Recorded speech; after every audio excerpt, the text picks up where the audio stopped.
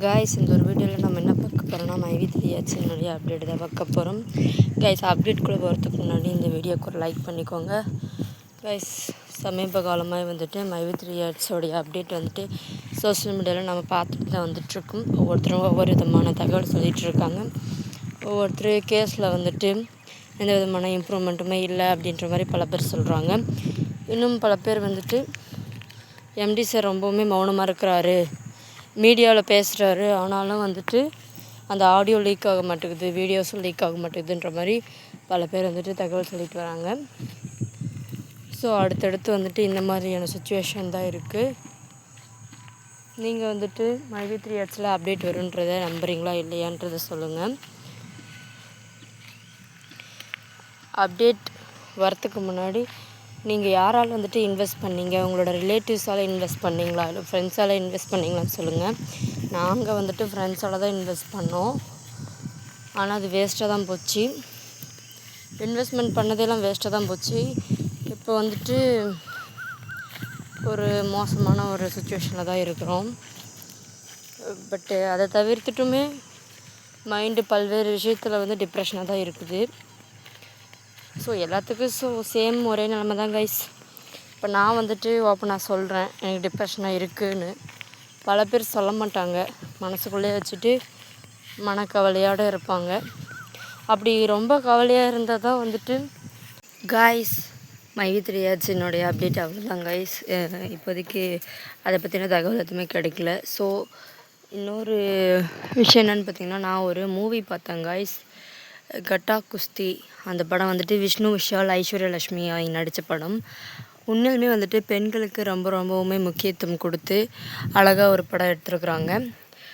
நல்ல ஒரு family entertaining movie. அதோட கான்செப்ட் வந்து எதை நோக்கி போகுதுன்னா, ஆம்பளைங்களுமே வாய்ஸ் செம்மையாக உள்ள பாய்ஸ் வந்து ஹவுஸ் ஹஸ்பண்டாக இருக்கிறத பற்றி சொல்கிறாங்க. ஆனால் இந்த காலத்தில் யாருமே ஹவுஸ் ஒய்ஃப் தான் இருக்காங்க, ஹவுஸ் ஹஸ்பண்ட் யாரும் இல்லை. அவங்க வந்து இப்படி இருந்தால் எப்படி இருக்கும் அப்படின்ட்டு எடுத்து காட்டுற விதமாக அந்த படத்தை வந்து எடுத்திருந்தாங்க. உங்களுக்கு வந்துட்டு ஹவுஸ் ஹஸ்பண்டாக அது மாதிரி படம் பார்க்க பிடிக்குமான்னு சொல்லுங்கள். ஹவுஸ் ஹஸ்பண்ட்னால் வீட்டில் வந்துட்டு குழந்தைங்கள ரெடி பண்ணி விட்டு ஸ்கூலுக்கு அனுப்புறது எல்லாமே அவங்க தான் செஞ்சாங்க அந்த படத்தில். ஸோ ஒரு ஃபுல் ஃபேமிலி மூவி தான் கட்டா குஸ்தி. அதில் வந்து குஸ்தி போடுறது தான் அதில் வந்து ரொம்பவுமே ஹைலைட்டிங்கான விஷயம். அவங்களோட ஒய்ஃப் வந்துட்டு அதில் குஸ்தி ஆடுவாங்க. ஸோ அதில் பல்வேறு விதமான ஈகோலாம் வரும். ஹஸ்பண்ட் ஒய்ஃபுக்கு ஈகோ வராது. அங்கே வந்துட்டு ஒர்க் பண்ணுற கோச் வந்துட்டு நினைப்பாங்க, ஒரு அவார்ட் ஷோவில் வந்துட்டு அவார்ட் கொடுக்க மாட்டாங்க கோச்சுக்கு. அதனால் வந்துட்டு நம்ம கற்றுக் கொடுத்தவ இவ்வளோ முன்னேறிட்டா நம்ம இப்படியே இருக்கிறோமே நான் எங்கள் ஒய்ஃப் மட்டும் தட்டுவாங்க. அதனால தான் வந்துட்டு கோவம் வந்துடும் அந்த கோச்சுக்கு. அதுக்கப்புறம் தொடர்ந்து வந்துட்டு அந்த படத்தில் இடைஞ்சல் கொடுப்பாரு. மறைமுகமாக வந்துட்டு ஹஸ்பண்டுக்கிட்ட சொல்லி சண்டை மூட்டி வைக்கிற மாதிரியான வேலை. ஒரு டாக்டர்கிட்ட போய் மனநல டாக்டர்கிட்ட பாருங்கள், உங்கள் ஒய்ஃபுக்கு அதனால தான் அதிகமாக கோவம் வருது அப்படின்னு அந்த கோச் சொல்லி கொடுத்து, அவர் வந்துட்டு போய் அவங்க ஏதோ ஒரு மருந்து கலக்கி கொடுத்து அது வந்து உடம்பு டயர்டாக்கிரும், அந்த ஒய்ஃபோட உடம்பு டயர்டாக்கிரும். அதுக்கப்புறமேட்டு அவங்க மேலும் அந்த மருந்து தினைக்கும் பாலில் சாப்பாட்டுலலாம் கலந்து கொடுத்தாங்க. அதனால் வந்துட்டு ஹீரோயினியோட உடம்பு பாலாக போயிடும். அதனால் அவங்க ஜெயிக்க மாட்டாங்க. ஹஸ்பண்டு தான் காரணன்றதை ஒரு வழியை கண்டுபிடிச்சிருவாங்க. ஹீரோயினியோட சித்தப்பா வந்து கண்டுபிடிச்சிருவாங்க. அப்புறம் ஹீரோயினியும் ஹஸ்பண்டும் பிரிஞ்சிருவாங்க. 2 பேரும் பிரிஞ்ச உடனே அவங்களோட ஊருக்கே போயிடுவாங்க. ஹீரோயினி அவங்க அம்மா ஊருக்கு போயிடுவாங்க. அப்புறம் ஹீரோ வந்துட்டு ரொம்பவுமே ஃபீல் பண்ணுறாரு, இப்படி நடந்துருச்சு அப்படின்னு சொல்லிட்டு. ஒரு கட்டத்தில் வந்துட்டு ஹீரோ வந்துட்டு அடிக்கடிக்க போய் அந்த குழந்தைய பார்க்குறாரு. அவங்க அம்மாவுக்கு அந்த விஷயம் தெரிய வருது. அப்போ அவங்க சண்டை போடுறாங்க. ஹீரோயினி வந்து சண்டை போடுறாங்க, நீ என்னத்துக்கு என் குழந்தைய வந்து பார்க்க வர, இதுக்கு மேலே நீ பார்க்க வராத அப்படி இப்படின்னு சண்டை போடுறாங்க. ஹீரோவுமே வந்துட்டு நான் அப்படி தான் பார்க்க வருவேன் என் பிள்ளையன்னு சொல்லிட்டு சொல்கிறாரு. ஹீரோயினி சலார்னு அந்த குழந்தைய அடிக்கிறாங்க. ஒரு கட்டத்தில் ஹீரோவுக்கு ரொம்பவுமே கோவம் வந்துடுது. ஹீரோ வந்துட்டு என் குழந்தைய அடிக்காதுன்னு சொல்லிட்டு ஹீரோயினி கணத்தில் ஒரு அடி போட்டுறாரு. அதுக்கப்புறமேட்டு அவங்க டென்ஷன் ஆகி குழந்தைய தரன்னு எடுத்துகிட்டு போயிடுறாங்க. அப்புறம் குழந்தைய கூட்டிகிட்டு போய் வச்ச உடனே குழந்தைய 4 நாளாக ஸ்கூல் போக மாட்டேன்னு சொல்லி அடம் பிடிக்குது. அதனால் அவங்க வந்துட்டு கேட்குறாங்க குழந்தைய ஸ்கூல் அனுப்பிச்சி வைக்க சொல்லி. ஒரு நாள் ஸ்கூலுக்கும் அது போகிறா. அதுக்கப்புறம் அவங்க அப்பா நீண்ட நாளாக பார்க்காதுக்கிறனால போய் அவங்க அப்பாவுமே அந்த குழந்தைய பார்க்குறாரு. பார்த்தப்ப சொல்கிறாங்க, அந்த குழந்தை சொல்லுது, ஆசையாக போய் ஹக் பண்ணி பேசுது. அதுக்கப்புறமேட்டு இந்த சாப்பாடை சாப்பிடுப்பா அப்படின்னு சொல்கிறது அந்த குழந்தை. அவங்களும் சாப்பிட்றாங்க. சாப்பாடு ரொம்பவுமே உப்பு இல்லாமல் இருக்குது அப்படின்னு சொல்லிட்டு 2 பேரும் மாற்றி மாற்றி சிரிச்சுக்கிறாங்க. அப்புறமேட்டு அடுத்த நாள்லேருந்து ஹீரோ வந்துட்டு தினைக்கும் வாங்கிட்டு வர்றாரு சாப்பாடு, செஞ்சுட்டு வர்றாரு அவரே. அதுக்கப்புறம் அந்த குழந்தை தினைக்கும் ஸ்கூலில் சாப்பிடுது. ஸோ இப்படி தான் படம் வந்து ஸ்மூத்தாக இந்த மாதிரி தான் வந்துட்டு ஆஃப்டர் ஃபைட்டுக்கு அப்புறமேட்டு போயிட்டுருக்கு. ஸோ ஒரு என்டர்டெயின்மெண்ட்டு, ஒரு ஃபேமிலியோடு போய் பார்க்கலாம் அப்படின்னா இந்த படம் வந்து நல்ல படம் தான். ஒரு ஃபேமிலியோடு போய் பார்க்கலாம், நல்லா தான் இருந்துச்சு.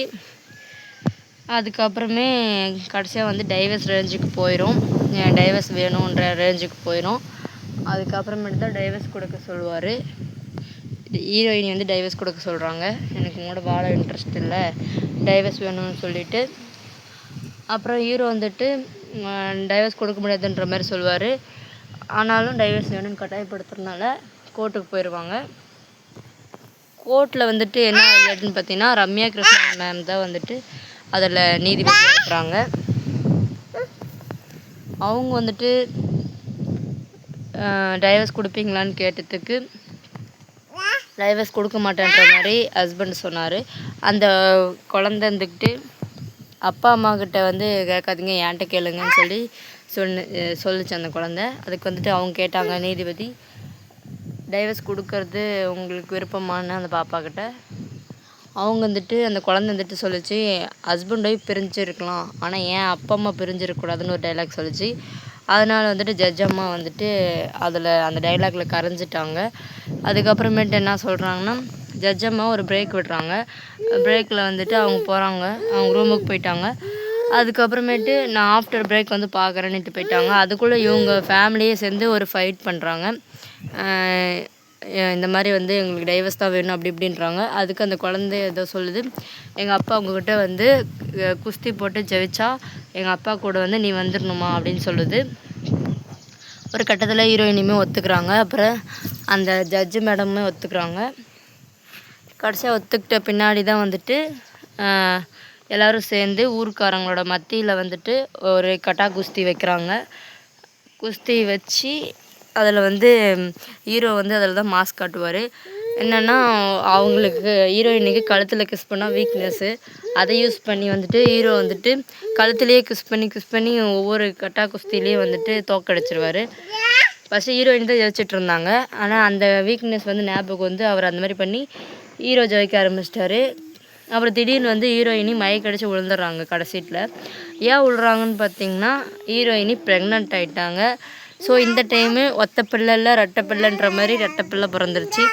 படத்தோட ஃபினிஷிங்கில் வந்துட்டு ஹீரோ வந்துட்டு 2 குழந்தையும் வந்துட்டு கட்டா குஸ்தியோட ஸ்டேஜுக்கே கூட்டிகிட்டு போகிறாங்க.